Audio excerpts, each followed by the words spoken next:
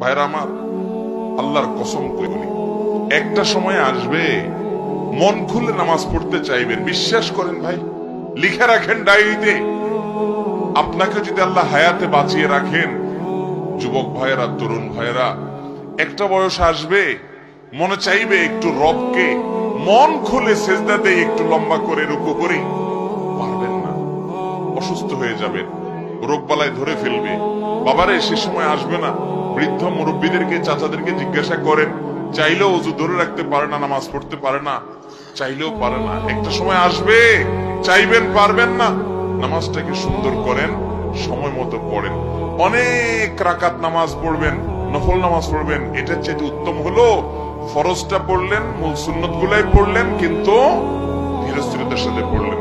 10 রাকাত তাড়াহুড়ো করে পড়ার চাইতে 2 রাকাত আস্তে আস্তে পড়া অনেক বেশি